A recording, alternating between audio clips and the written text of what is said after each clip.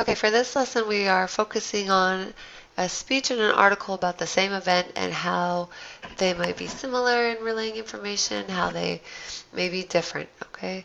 So Nixon delivered the speech in which he announced his resignation from the presidency on television. The Washington Post article appeared in the next morning's newspaper. The article quotes heavily from the speech, but does not include all of it. The article includes other information to provide a broader perspective than Nixon expresses in the speech. Examine how the two differ now. So we're going to look at the article first. Pay attention as we do this to the excerpt's word choice and language and consider the impact of both because we will discuss that. So Richard Milhous Nixon announced last night that he will resign as the 37th President of the United States at noon today. After 2 years of bitter public debate over the Watergate scandals, President Nixon bowed to pressures from the public and leaders of his party to become the first president in American history to resign. So talking about the tone and the word choice, it is incredibly formal. This is a big deal that he was the first president to resign, right? But they say it in a very politically correct way. It's not overly negative. It's really factual. Again, kind of that formal, kind of removed, unbiased tone with respect. Okay, so here we have a little further explanation on the tone and word choice. So, referring to Nixon by his full name and title and by describing his resignation in a reserved, unbiased way, the article creates and maintains a formal and reserved tone. This information is not being delivered in a way that makes readers question its accuracy or the motives of the writer.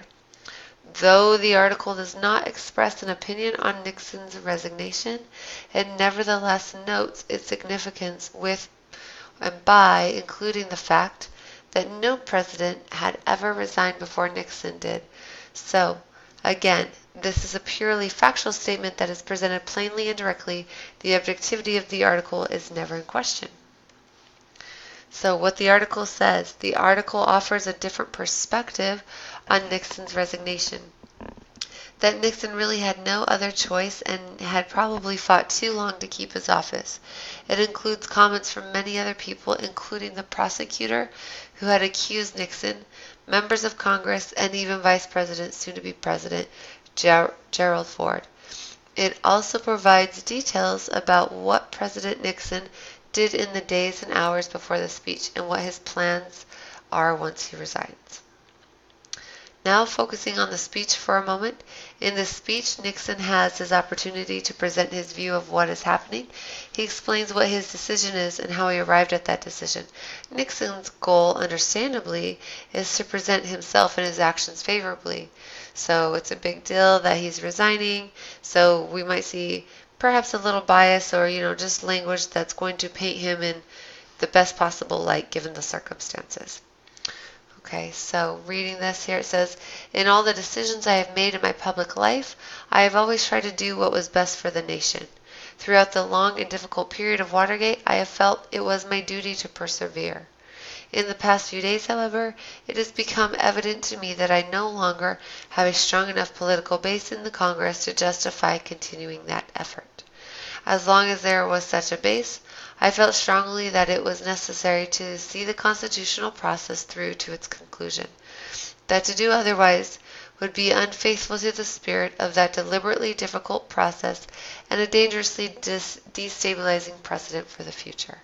Okay, so all of these words highlighted here are specific phrases, sentences that are really helping to paint him in the best possible light, positively how we see he is, how he feels, how he came to those decisions, and why.